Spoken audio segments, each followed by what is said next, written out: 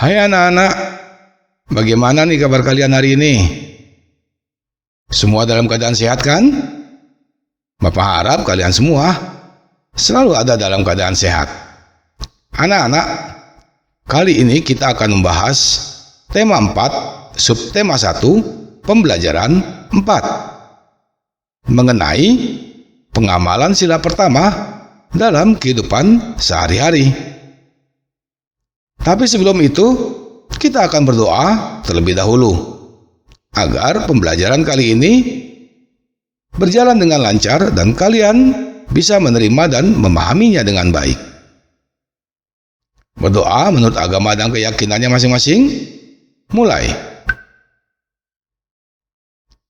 Selesai. Anak-anak, apakah kalian sudah siap untuk belajar? Bila sudah, kita akan langsung masuk ke dalam pembelajaran. Ayo, semangat! Kompetensi dasar yang ada dalam pembelajaran kali ini akan membahas 2 mata pelajaran, yaitu Bahasa Indonesia dan PPKN. Anak-anak, kalian bisa membacanya langsung pada teks yang ada. Adapun tujuan pembelajarannya adalah yang pertama, setelah membaca cerita, kalian diharapkan mampu memberikan pendapat tentang sikap tokoh dari cerita yang dibaca secara terperinci. Yang kedua, setelah membaca cerita, kalian diharapkan mampu mempresentasikan pendapat tentang sikap satu tokoh dari cerita yang dibaca dengan lancar. Yang ketiga, setelah berdiskusi, kalian diharapkan mampu memberikan pendapat tentang sikap yang sesuai dan kurang sesuai dengan sila pertama Pancasila dengan benar.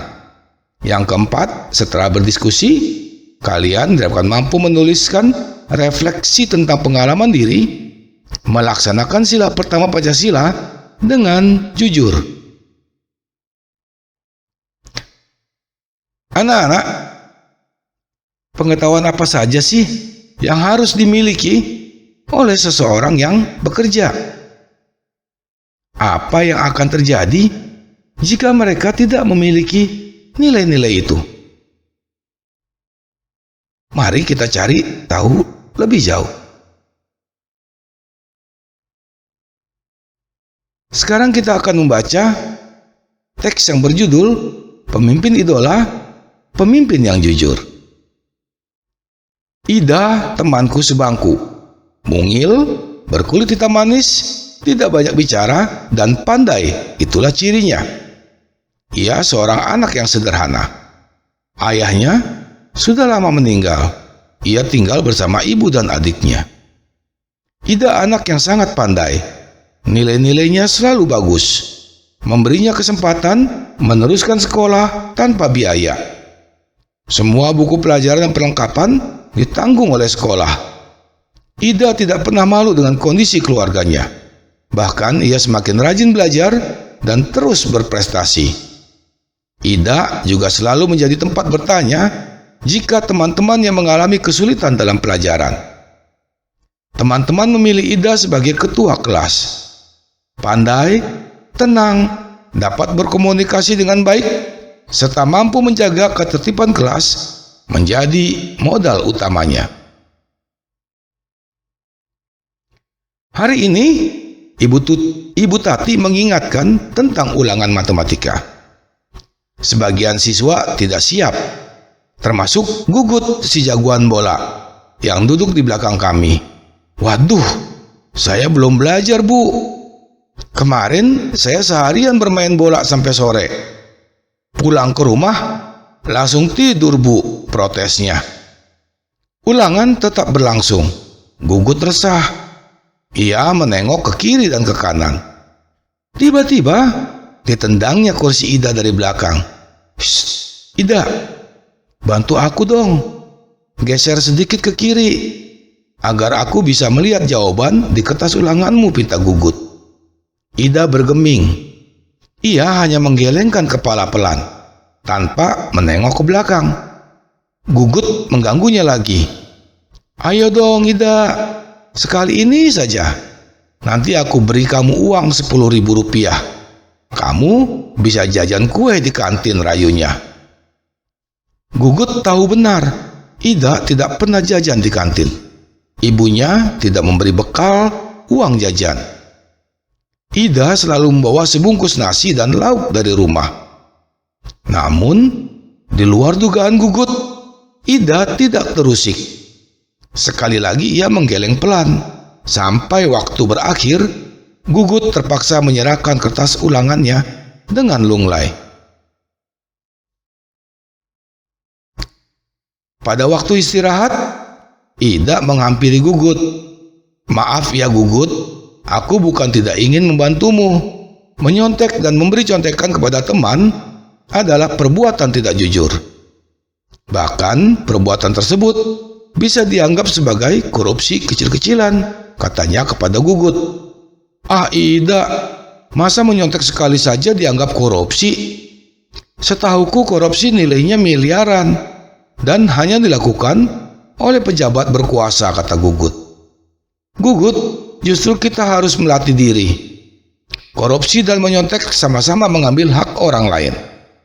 Bernilai kecil atau besar, tetap saja tidak jujur. Kita membiasakan diri bertingkah laku lurus. Mudah-mudahan ketika besar nanti, kita tidak akan tergoda untuk melakukan korupsi dalam bentuk apapun." Ida menambahkan dengan panjang lebar. Aku dan teman-teman sekelas yang ikut mendengarkan percakapan Ida dan Gugut terdiam setuju. Memang tidak salah kami memilih Ida sebagai pemimpin di kelas. Tidak sekedar pandai, Ida juga patut dijadikan teladan.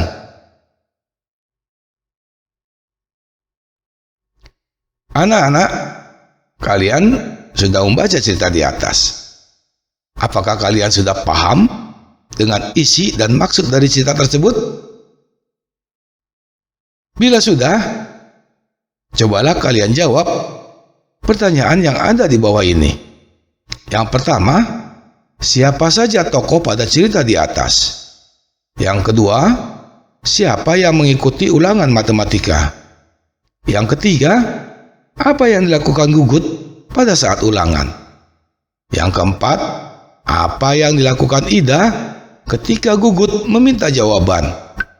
Yang kelima, mengapa Ida tidak mau membantu Gugut? Yang keenam, hal-hal baik apa yang bisa kalian ambil dari cerita di atas? Apabila kalian sudah menjawab semua pertanyaan yang ada, cobalah kalian renungkan kembali. Dari cerita yang telah kalian baca bersama-sama, sikap apa yang perlu kalian contoh? Apakah sikap-sikap dari Ida? Ataukah sikap-sikap dari Guntur? Kemudian, apa pendapat kalian tentang sikap Ida? Dan apa pendapat kalian tentang sikap Gugut?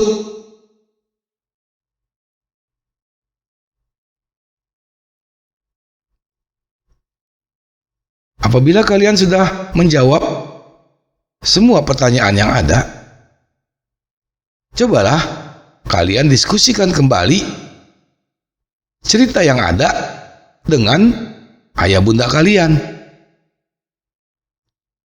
Apakah menurut kalian sikap Ida sudah sesuai dengan makna sila pertama dari Pancasila?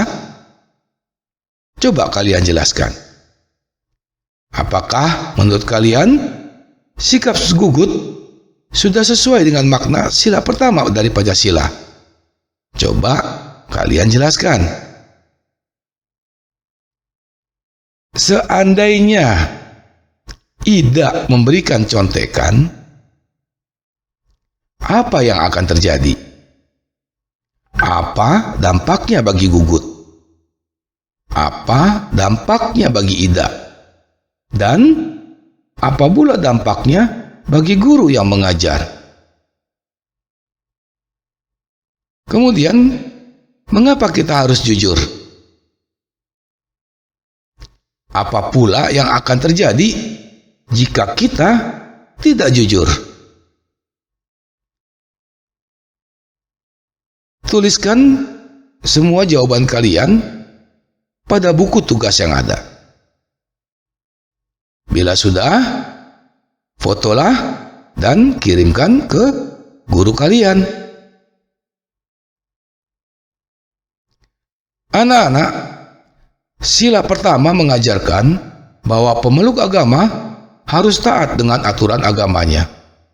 Setiap agama pasti mengajarkan pemeluknya untuk berbuat jujur.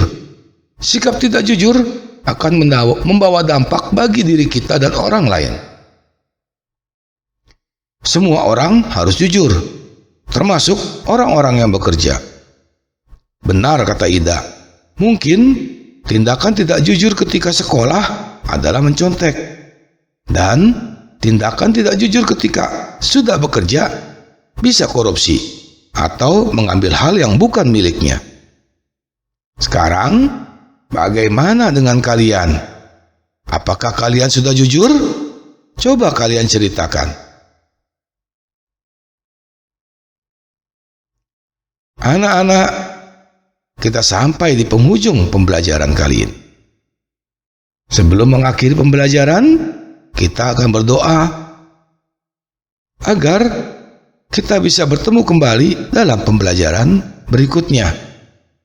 Berdoa menurut agama dan keyakinannya masing-masing. Mulai. Selesai.